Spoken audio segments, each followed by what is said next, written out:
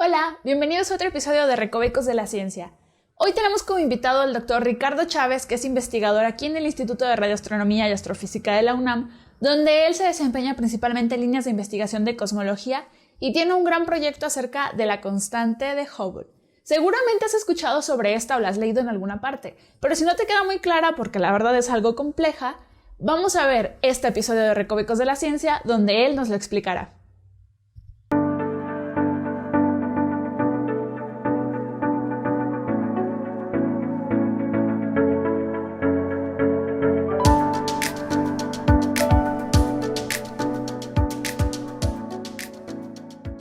Hola Ricardo, pues bienvenido a este nuevo episodio de este podcast. Gracias por aceptar nuestra invitación. Gracias por invitarme. Quisiera empezar primero con una pregunta para entrar en este tema. Si yo, por ejemplo, viera a un grupito de personas hablando sobre la constante de Hubble y yo me acerco a esta bolita, ¿qué es lo que yo he de saber sobre la constante de Hubble para no estar tan perdido? Pues la constante de Hubble la podemos pensar como una tasa de expansión relativa del universo. Nos dice qué tan rápido se va expandiendo el universo relativo, ya sea al tiempo o al tamaño de una región del universo. Entonces, si lo pensáramos en términos puramente relativos, diríamos que con la tasa que hemos medido actualmente sería algo así como 7%, una región del universo crecería 7% por cada gigaaño o por cada 1.000 millones de años de evolución del universo. Okay. Y si la pensamos en términos de kilómetros por segundo, sabes que usualmente se mide en kilómetros por segundo por megaparsec. Entonces nos da la tasa de expansión en kilómetros por segundo por cada megaparsec de distancia. Un megaparsec es 1.000.000 de parsecs y un parsec es algo así como 3.2 años luz, o sea, un megaparsec son 3.2 millones de años luz aproximadamente. Ok. Bueno, entonces para entender mejor todo esto, ¿qué te parece si vamos con un poco de historia sobre esto para poder entrar en contexto? Y bueno, quisiera irme, creo que ya desde antes de Cristo ya se habían detectado este tipo de galaxias. Bueno, no se detectaba una galaxia como tal, pero sí estas, digamos que le llamaban nebulosas, ¿no? Una manchita difusa ahí al fondo. Y bueno, ya brincándome hasta el siglo XIX ya se habían observado también muchas más de este tipo de galaxias difusas, digamos, ¿no? Estas nebulosas. Lo que ocurre es que no se entendían, hasta el siglo XIX no se entendió bien si estas galaxias eran parte de nuestra galaxia, estas nebulosas eran parte de nuestra galaxia, o si eran realmente galaxias externas a la nuestra. Y la razón por la que no se sabía es porque no se habían estimado su distancia de modo apropiado. Hay que considerar que la medición de distancias es probablemente uno de los problemas más complicados en astronomía, y no fue sino hasta mediados del siglo XIX cuando se midió por primera vez, por ejemplo, el paralaje a una estrella cercana al Sol, por ejemplo, y con eso se estimó su distancia. O sea, hasta mediados del siglo XIX se pudo conocer con precisión la distancia a otra estrella diferente al Sol. Y no fue sino hasta bien entrados los años 20 del siglo pasado cuando se pudo medir por primera vez, cuando de hecho Hubble midió por primera vez las distancias a estas nebulosas que se habían observado, como dices, desde la antigüedad clásica. Y que incluso algunas se ven a simple vista. Un ejemplo clásico son las nubes de Magallanes, que se ven desde el hemisferio sur y que son visibles a simple vista. Y bueno, la nebulosa de Andrómeda, que es la galaxia de Andrómeda, que también se puede ver a simple vista en una noche oscura y en un lugar lejos de las ciudades, ¿no? En un lugar sin contaminación lumínica. Pero el asunto es que no se tenían técnicas lo bastante sofisticadas ni telescopios lo bastante potentes como para medir las distancias de estas galaxias hasta ya bien entrado el siglo XX, hasta la segunda década del siglo XX. Sí. ¿Y cómo fue este proceso? O sea, ¿cómo fue que se pudieron medir las distancias a mayor distancia? Pues la técnica que utilizó Hubble en ese momento fue utilizar unas estrellas variables que se conocen como cefeidas. Unos años antes, Henrietta Leavitt había descubierto una relación entre el periodo de variación de estas cefeidas y su luminosidad, su brillo intrínseco, digamos. Y la idea es que estas estrellas cambian su brillo con el tiempo. No siempre brillan igual, sino que tienen un proceso de expansión y contracción, y en ese proceso cambia su brillo. Y ese cambio en el brillo tiene un periodo. Y Henrietta Leavitt se dio cuenta de que hay una relación entre el periodo de la variación de estas estrellas y su brillo intrínseco, qué tan brillantes son intrínsecamente estas estrellas, y por lo tanto, conociendo qué tanto brillan y cuánto las vemos brillar, digamos, desde nuestros telescopios, podemos medir qué tan lejos están. Es la misma idea que se puede tener con una vela, por ejemplo, que si sabemos exactamente cuánta luminosidad, qué tan brillante es la vela, y la vemos desde lejos, comparando lo que sabemos que está emitiendo con lo que observamos, podemos saber qué tan lejos está la vela. Claro, entonces estas estrellas, las cefeidas son estas estrellas que, digamos, cambian de tamaño y de temperatura periódicamente, ¿no? Entonces, Henrietta calculó todos estos valores para poder crear su resolución. Ella midió muchas de estas estrellas en la Vía Láctea, y con estas estrellas de la Vía Láctea, estas cefeidas de la Vía Láctea, de nuestra galaxia, calibró su relación que se conoce ahora como ley de Leavitt, la relación entre el periodo y la luminosidad de estas estrellas. Perfecto.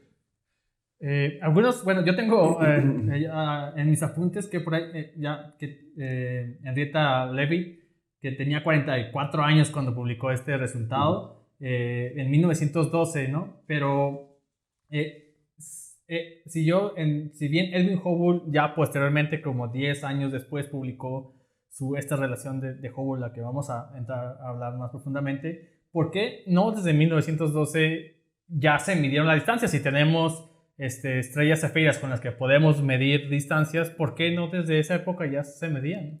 Hay dos factores aquí. Uno era el tecnológico, que básicamente no se tenían telescopios lo bastante potentes en esa época para medir las estrellas de este tipo cefeidas en otras galaxias, por ejemplo en Andrómeda. Y bueno, Hubble aprovechó que él estaba trabajando en el observatorio de Mount Wilson, que era el más grande tenía el telescopio más grande del mundo en su época, que era de 2,5 metros de diámetro. Y con este telescopio él pudo observar estas cefeidas en otras galaxias. Y otro factor era también un factor un poco, si se quiere, psicológico, que era que desde la antigüedad clásica se entendía el universo como algo estático, algo que siempre era inamovible y fijo. Básicamente, los griegos en la antigüedad llamaban a las estrellas, lo llamaban la esfera de las estrellas fijas, creían que nunca cambiaban, eran inmutables. Y cuando se comienza con la física newtoniana, cuando Newton comienza con sus leyes de la gravitación universal, él también piensa que el universo al final debe ser estable, estático y inmutable a lo largo de los eones de tiempo que debieron pasar. E incluso el propio Einstein, a pesar de que él construye la teoría de la relatividad general moderna, que implicaba las soluciones a sus ecuaciones implicaban un universo que puede estar en expansión o contracción, él prefiere agregar una constante cosmológica para volverlo estático, porque él cree, como toda la historia de los pensadores anteriores a él, cree que el universo debe ser estático, como lo decían ya los griegos, y lo pensaba Newton, y lo pensaban todos hasta ese momento. Y ese es uno de los factores que también mantuvo este debate entre si había esas galaxias más allá de la nuestra, o que nuestra galaxia era todo el universo, todo ese universo estático e inmutable que se conoció que se entendía filosóficamente desde la antigüedad clásica. Entonces hubo una conjunción de factores que impidieron que se pensara en ello antes.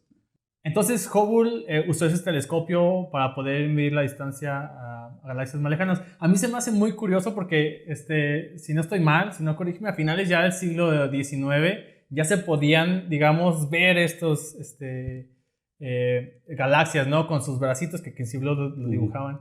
Y todo este tiempo para que pudiera ser resueltas este tipo de galaxias. Sí, había una gran discusión en torno a esto. Incluso en 1920 ocurre lo que se conoció como el gran debate entre Shapley y Curtis, que básicamente uno defendía que estas nebulosas eran galaxias externas a la nuestra, y otro defendía que eran nebulosas dentro de nuestra propia galaxia. Sin embargo, no fue hasta varios años después cuando Hubble hace esas primeras mediciones a Andrómeda y otro conjunto de galaxias cercanas, que quedó por fin zanjada la discusión, ¿no? Porque encontró que eran mucho más lejanas del tamaño de nuestra galaxia, y por lo tanto no podían estar dentro de nuestra galaxia. Ok. Y bueno, según acá en mis apuntes, tenía 34 años, tenía Edwin Hubble cuando descubrió que tenía, pero ya fue hasta 1929, o sea, 4 años después, cuando sacó esta relación, ¿no? La ley de Hubble. Sí. Pero, ¿cómo fue que construyó esta? Bueno, ya desde antes, bueno, había indicios de esta idea, como había mencionado, durante siglos se había pensado que el universo era estático, pero ya las leyes de la relatividad general de Einstein, las teorías de campo de Einstein, ya predecía, sus soluciones ya predecían universos en expansión o universos en contracción.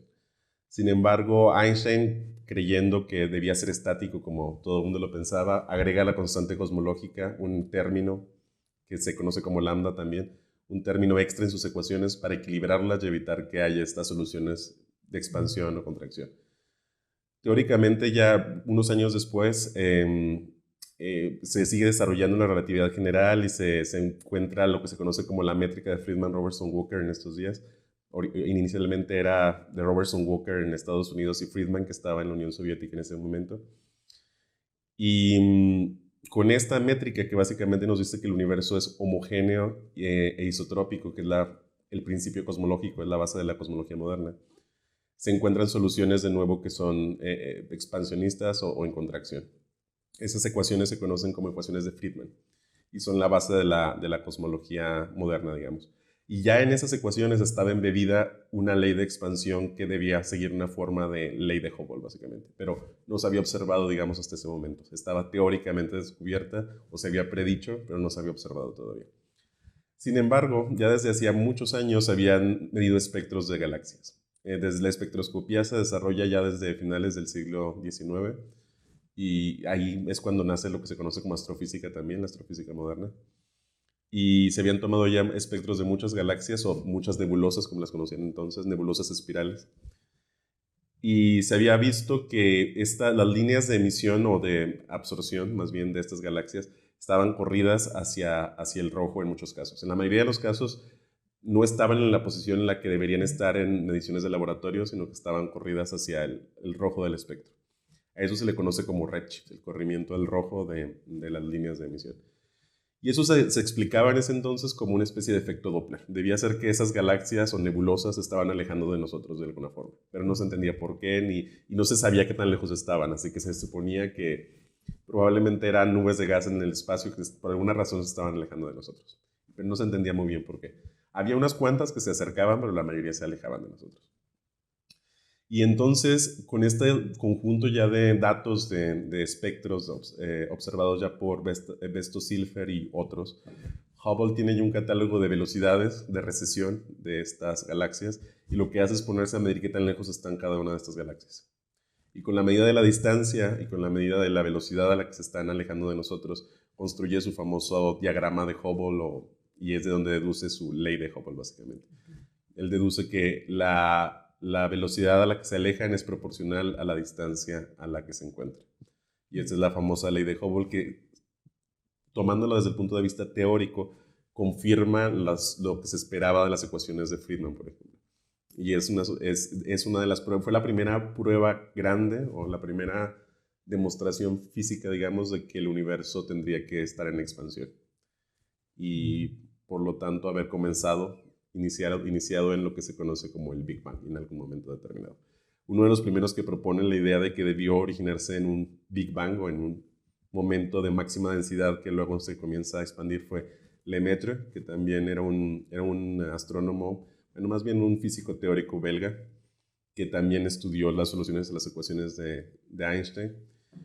Y por esa razón, como él ya había también estudiado estas soluciones y había incluso publicado ciertas mediciones, también ahora la ley de Hubble se conoce como ley de Hubble-Lemaitre, en honor a ambos. Sí, y eso te quería preguntar sobre ese tema porque según acá en mis apuntes, Lemaitre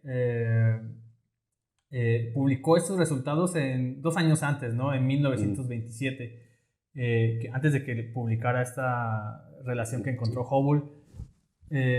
Pero bueno, si bien Lemaitre habla sobre esto, ¿por qué no incluir a Friedman también, ¿no? Si digamos, de forma teórica también predice alguna expansión. Sí, en cierto modo Friedman es el primero en predecir la expansión del universo, pero el asunto es que probablemente no se le incluye dentro de la ley de Hubble-Lemaitre, porque ya tenemos las ecuaciones de Friedman. Entonces ya en cierto modo ya se le ha honrado en una parte, ¿no? Que ya tenemos sus ecuaciones. Y por otro lado, que su trabajo fue teórico completamente, mientras que ya Lemaitre y Hubble hicieron observaciones, o más bien interpretaron datos, y bueno, Hubble sí hizo observaciones, interpretaron al menos datos y ya lo pusieron en base empírica, digamos, ¿no? Sí.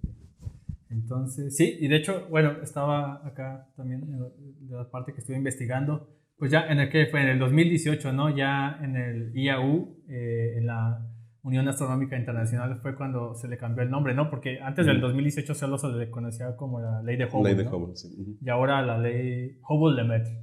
Sí, así es. Sí, sí.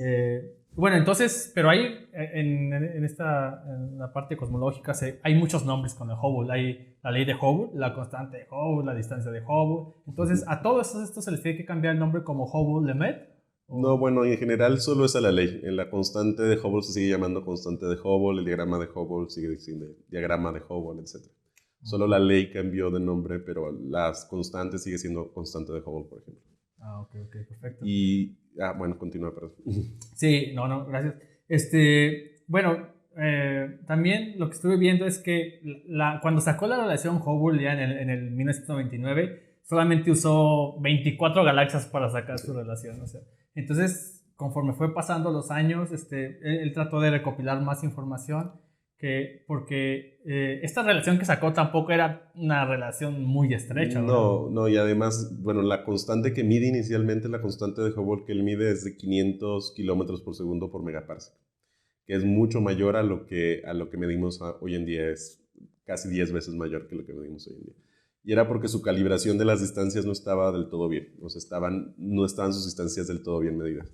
Pero ya con el paso de los años se fue mejorando la técnica de medir distancias a galaxias y se fueron recolectando muchos más datos de muchas más galaxias y se fue encontrando un valor cada vez más cercano al presente de la constante de Hubble. Durante los años 60, 50, 60 se tenían dos grupos diferentes trabajando en medir este tipo en medir la constante de Hubble. Hay que considerar esto, es importante que lo diga. La constante de Hubble es tan importante porque es, digamos, uno de los parámetros fundamentales para entender la cosmología del universo como un todo, ¿no? Como nos da la tasa de expansión en el presente, utilizando las ecuaciones de Friedman, podemos evolucionar esa tasa de expansión presente hacia el pasado o hacia el futuro. Y entonces ver qué tan rápido se estaba expandiendo el universo antes o cuán rápido se va a expandir después. Esto considerando aparte la composición material del universo, de que está hecho de su componente de materia y como vamos a ver probablemente después, también sabemos ahora que hay otras cosas como energía oscura y materia oscura, ¿no? Pero bueno, en ese entonces no se conocía nada de eso, solo se tenía la materia normal y el otro ingrediente fundamental era la constante de Hubble. Entonces, por un lado tenías la densidad de energía dada por la materia y por otro lado tenías la constante de Hubble y ya con esas dos cosas que midieras bien, en principio podías medir toda la historia del universo. Esa era la importancia, ¿no? Entonces, desde los años 20, 30 hasta el presente, se ha tratado de medir con mayor y mayor precisión la constante de Hubble. Y como te decía, durante los 50 y 60 había dos grupos que tenían valores muy discordantes. Uno mantenía una constante de Hubble de alrededor de 100 kilómetros por segundo por megaparsec y el otro de 50. Entonces eran valores muy, muy separados entre sí. Exacto, y te quería preguntar sobre eso, porque creo que le llamaban el problema del factor de 2, ¿no? Bueno, sí, creo que se le llevó a conocer eso. Entonces, todas esas medidas, la ley de Hubble fueron medidas con cefeidas todas hasta esta fecha Pues se empezaron a introducir otras metodologías. Durante muchos años fueron cefeidas, hasta bien entrados los años 50 y 60. Eventualmente aparecieron técnicas nuevas. Por ejemplo, hay una relación que se conoce como Tully-Fisher, que relaciona las propiedades intrínsecas del brillo de las galaxias con la tasa, la velocidad a la que están rotando las estrellas dentro de la galaxia. En el caso de las galaxias espirales, esta ley funciona para las galaxias espirales. o relación más bien, o ley. Y luego hay una relación, la Faber-Jackson, que funciona para galaxias elípticas, que también relaciona el brillo de la galaxia con la velocidad aleatoria que tienen las estrellas en el sistema. Recordemos que la velocidad en gran medida lo que hace es medir el potencial gravitacional de un sistema. Entonces, lo que nos está diciendo estas relaciones de escala es que básicamente qué tan brillante es una galaxia es proporcional a qué tan profundo es su pozo de potencial gravitacional, o en otras palabras, qué tanta materia hay contenido en el sistema esencialmente, lo cual suena bastante lógico por otro lado. Entonces fueron introduciendo estas nuevas metodologías. La Tully-Fisher se sigue usando con cierto éxito hasta ahora. La Faber-Jackson es muy difícil de usar los espectros de galaxias elípticas son muy difíciles de usar para esto porque tienes que comparar líneas de absorción que tienen que estar muy bien medidas con mucha precisión. Entonces la Faber-Jackson no se ha usado tanto, pero se ha seguido usando. Y luego se han usado técnicas para llegar más y más y más lejos. Se ha construido lo que se conoce como una escala de distancias, una escalera de distancias esencialmente.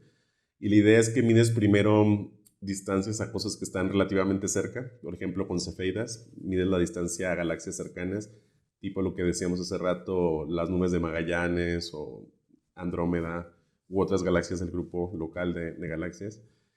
Y luego ahí te pones a buscar alguna otra cosa que sea más brillante y que puedas observar más lejos y que puedas haber calibrado su distancia en esa galaxia para luego medir distancias más lejanas. En lo que se ha usado más recientemente y que ha tenido mucho éxito son supernovas de tipo 1A. Estas supernovas se han usado porque se supone que todas se producen de un modo similar, digamos. Básicamente es una estrella que está en un estado de gigante roja, por ejemplo, y tiene otra estrella más compacta cerca que comienza a atrapar material de esta estrella gigante roja que está cerca de ella, por ejemplo. Recordemos, bueno, no voy a meter mucho en evolución estelar, pero una estrella gigante roja lo que le ocurre es que se expande muchísimo y las partes más externas de su sistema, de su atmósfera, están muy poco ligadas ya gravitacionalmente al núcleo de la estrella. Entonces es relativamente fácil arrancarles material.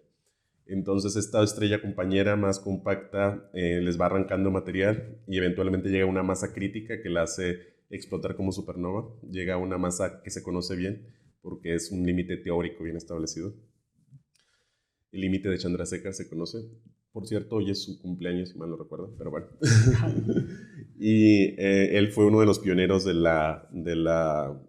del estudio de la evolución y formación estelar por primera vez en el siglo XX de un modo rigurosamente teórico. Y bueno, el caso es que estas supernovas explotan siempre a partir de estrellas de la misma masa, esencialmente. Y entonces siempre llegan a tener el mismo brillo, en su pico máximo de brillo siempre llegan al mismo brillo.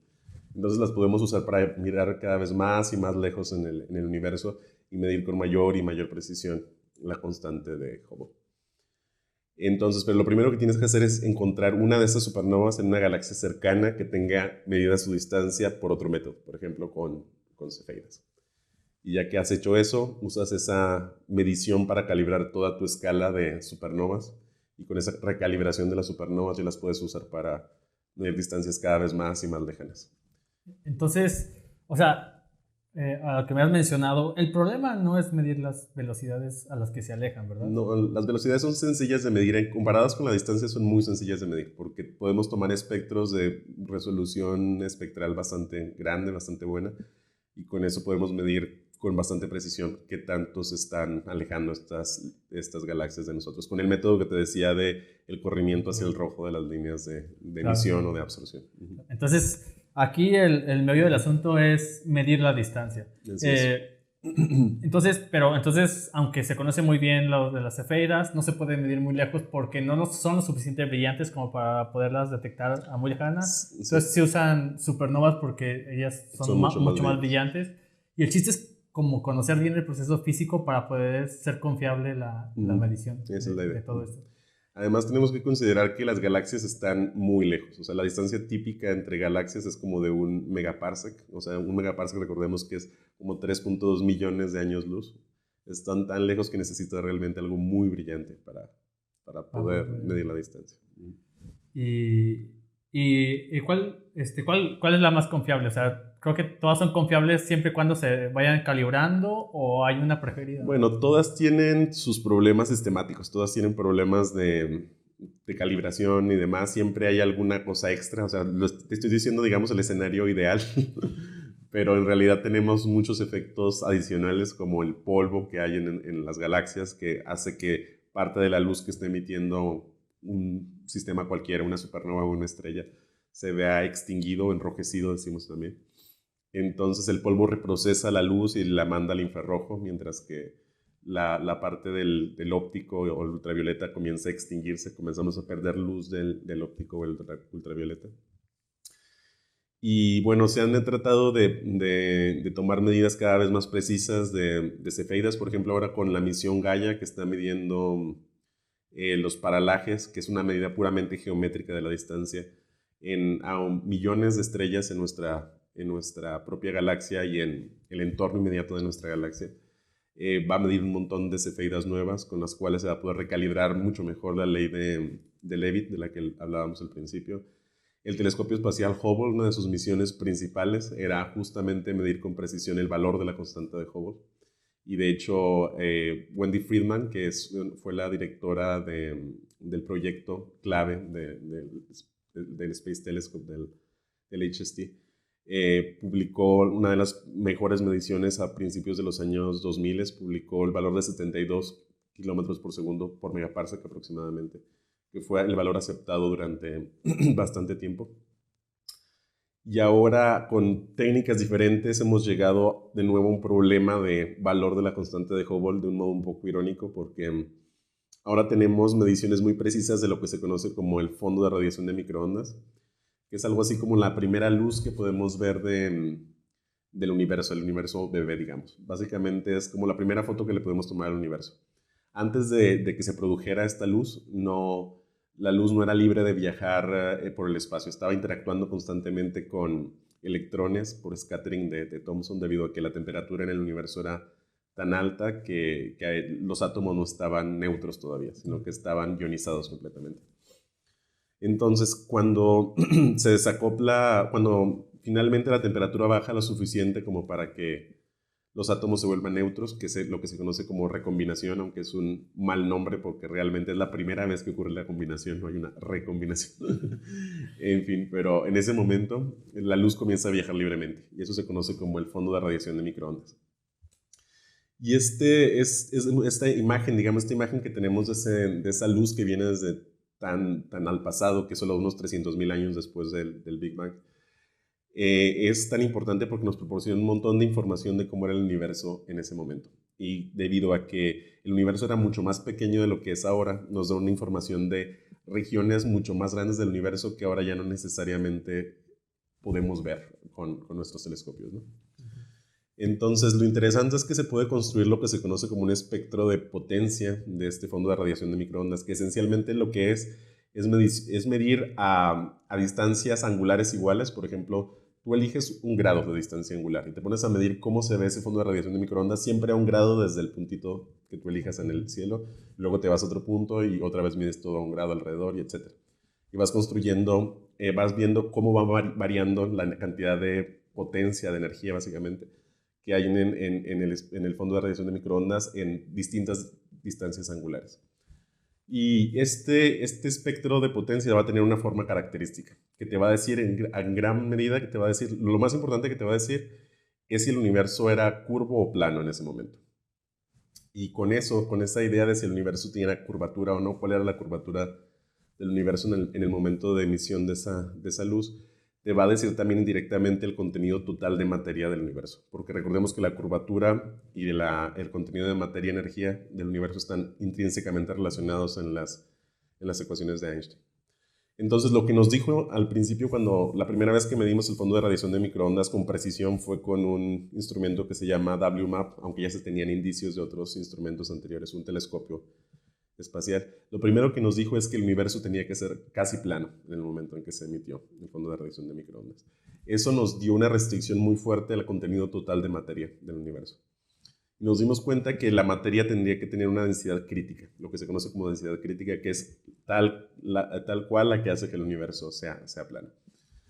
Y eso implicaba que ya nos daba una medición indirecta de la cantidad de energía, de la cantidad de lo que ahora llamamos energía oscura, de la cual no hemos hablado, pero que básicamente es la famosa, o parece ser la famosa constante cosmológica que introdujo Einstein, pero ahora haciendo un trabajo diferente, en este caso expandiendo el universo más rápido, acelerando la expansión del universo, y el contenido total de materia, tanto bariónica como materia oscura, de la cual tampoco hemos hablado, pero que es la mayor parte de la materia del universo. Y con eso ya teníamos restringidos esencialmente los parámetros de densidad de energía del universo que te decía al principio. Recordemos que solo necesitábamos dos cosas para hacer evolucionar el universo. Los parámetros de densidad de energía, de cuánta energía hay en materia y en energía oscura en este caso, y la constante de Hubble. Este espectro de potencia no mide la constante de Hubble directamente, pero al restringir la cantidad de materia y al asumir un modelo cosmológico que se supone entendemos bien, que se conoce como el modelo estándar, puede permitir deducir cuánto debe valer la constante de Hubble en el presente. Y esa medición, que se ha hecho con mucho mayor precisión recientemente con el telescopio espacial Planck, nos arroja un resultado de unos 68 kilómetros por segundo por megaparsec. Mientras que las supernovas, que como te decía es la otra técnica que es muy sofisticada y aparentemente muy bien entendida y que es local, es una medida que es local en el sentido de que vamos midiendo galaxias relativamente cercanas a nosotros. No tan cercanas, pero relativamente cercanas comparadas con el fondo de radiación de microondas. Esa medida de supernova nos arroja ahora una medida de 73 kilómetros por segundo por megaparsec. Bueno, entre 73 y 75, básicamente, con las últimas mediciones. Pero además, el tamaño de las barras de error de las incertidumbres de estos resultados, en el caso de Planck son minúsculas, son de menos de 1 kilómetro por segundo por megaparsec. Y en el caso de las supernovas son un poco más mayores, pero también andan del orden de 1 kilómetro por segundo por megaparsec. Entonces no son compatibles ambos resultados, ni siquiera considerando las incertidumbres. Incluso se puede decir que son incompatibles a 5 sigma, o sea que 5 veces la incertidumbre al 68%, digamos. Y ese es uno de los problemas a los que se está enfrentando la cosmología moderna y por la que se entiende, es una de las razones por las que ahora se renueva de nuevo el interés, digamos, el interés de todo el mundo en tratar de entender cuál es el valor real de la constante de Hubble y tratar de medirla por cualquier método alternativo. Incluso se han propuesto teorías alternativas cosmológicas, modelos cosmológicos alternativos para tratar de explicarla, la diferencia. O se han propuesto también teorías muy exóticas, modificando gravedad, etc. O sea, hay de todo tipo de propuestas, pero todavía nada claro, realmente. Ok, entonces, o sea, por un lado tenemos medidas con esas, digamos, esquizas de escalera, las cefeidas usando supernovas, que nos da un valor de la constante de Hubble, y por otro lado usamos las anisotropías, la del CMB, este fondo de microondas, y tenemos otro valor. Los errores de estos valores son tan pequeños que no puedes decir que se traslapen, pues, o sea, son muy diferentes. No son compatibles. No son compatibles. A ver, pero me gustaría preguntarte, pero ¿en cuál confías más? O sea, las dos son igual de confiables, digamos, porque a lo que me platicas suena que el medir la constante de Hubble con cefeidas o supernovas parece ser como una forma más directa. Y el usar el CMB, al momento de que ajustas estas partes, usas un modelo. O sea, partes del modelo de Friedman y le pones, ¿sí? ¿Es correcto? Le pones números hasta que ajuste, ¿no? La idea es las supernovas y las cefeidas, la escala de distancias te da una medida directa de la constante de Hubble, que incluye todos los problemas sistemáticos y todos los errores asociados a una medida directa. Mientras que la medición que viene del fondo de radiación de microondas parte de un modelo cosmológico conocido como lambda CDM en este momento. El modelo estándar lambda es por la constante cosmológica de Einstein, de la que ya hablamos, y CDM por materia oscura fría, cold dark matter. Y este modelo esencialmente predice a partir del hecho que te decía, de que sepamos que el universo sea plano, que sepamos la densidad de energía total del universo. Bueno, permite calcular la constante de Hubble en el presente, pero es una medida indirecta en ese sentido. No la mide directamente, sino que pasa a través de un modelo para poder obtener la medida final de la constante de Hubble. Sí, exacto. Bueno, porque tienes, por un lado, o sea, la constante de Hubble se relaciona con esta, como dices, la cantidad de materia y energía, ¿no? O sea, si tú sabes la constante de Hubble, puedes deducir, digamos, la densidad está relacionada para saber si es mayor. Necesitas ambas cosas. O sea, Vamos. la constante de Hubble te da la tasa de expansión instantánea, digamos, del universo. Pero para poder entender cuánto se está expandiendo el universo, necesitas saber cuánta materia y energía hay en el universo. O sea, están relacionadas, sí están relacionadas, pero no... No con el hecho de saber la constante de Hubble ya sabes No, cuánta exacto. densidad de materia y energía. Exacto. Y estamos hablando de que la constante de Hubble es esta medida que estamos hablando es local, ¿verdad? O sea, la de supernovas y cefeidas es local, la de 74, 75. Porque se llama constante de Hubble, pero de hecho el nombre como que era, creo que había escuchado es parámetro de Hubble más bien. Sí, la constante de Hubble siempre se va a referir al valor ahora, el valor en el presente del parámetro de Hubble. El parámetro de Hubble es la tasa de expansión del universo durante toda su historia, ¿no? Desde el principio del universo hasta el futuro infinito del universo. Pero la constante como tal es el valor presente, es el valor en este momento. Sí, sí claro. Entonces, digamos, constante o digamos parámetro de Hubble depende, o sea, no es una constante, es constante porque lo estamos midiendo instantáneamente, pero sí depende de varias cosas. Pero, ¿no? Pero para el modelo cosmológico, para resolver las ecuaciones de Friedman, regresando a las ecuaciones de Friedman, solo necesitamos saber los valores presentes de los parámetros. Okay. Y con esos ya podemos deducir la evolución. Son como las condiciones iniciales, si se quiere, las condiciones a la frontera de las ecuaciones diferenciales de las que estamos hablando. Y con estas condiciones podemos deducir la solución en cualquier momento de las ecuaciones, ¿no? Entonces, como que conozcamos el valor ahora de la constante de Hubble y los parámetros de energía y materia, de densidad de energía y materia, ya podemos solucionar las ecuaciones. La diferencia entre estos dos valores, si tú tomas un valor o tomas el otro, no cambia demasiado si estamos en un universo plano o si vamos en contracción. No. Cambia cosas más relacionadas con la edad del universo, por ejemplo. Puede cambiar qué tan viejo es realmente el universo, porque es una medida de cuánto se ha expandido esencialmente el universo. Entonces, si se ha expandido más o menos, va a variar la edad total. Te va a cambiar la estimación de distancias también, obviamente, porque la constante de Hubble está metida en todo el proceso de cálculo de distancias.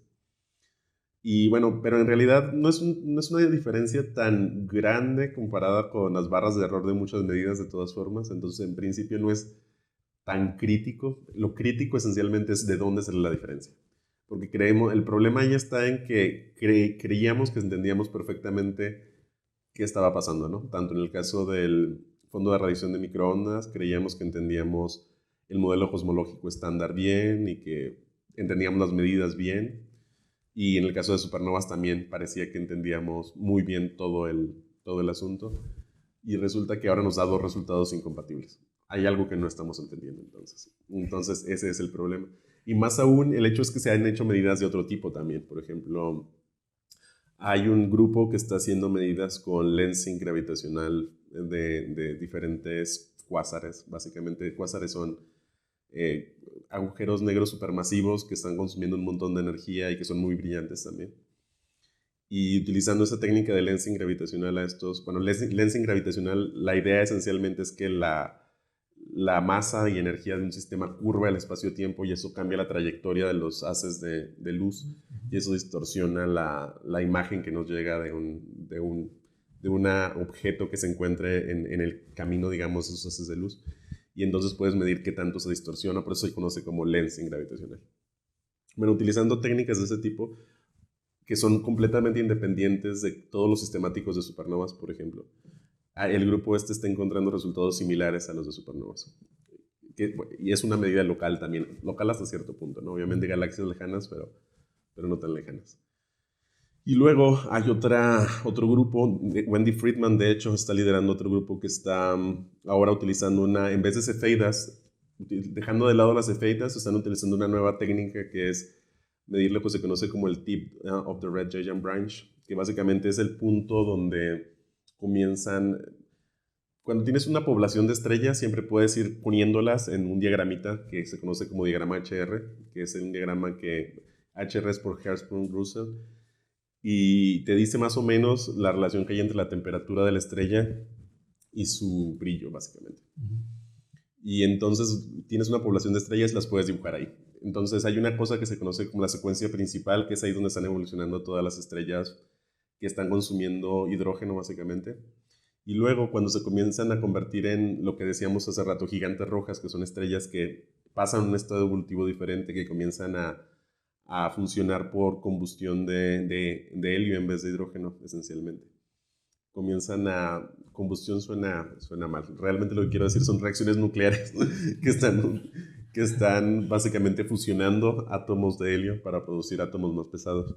Entonces se comienzan a convertir en gigantes rojas. Y hay un punto bien definido en este diagrama que se conoce como the tip of the red giant branch, la punta de la rama de las gigantes rojas. Es donde comienza esa rama de las gigantes rojas. Se vuelve horizontal, digamos, en el diagrama más o menos horizontal. Y entonces tú puedes medir estas poblaciones de gigantes rojas en otras galaxias, por ejemplo en Andrómeda. Y vas a poder calibrar el brillo de esa zona donde comienza la rama de las gigantes rojas.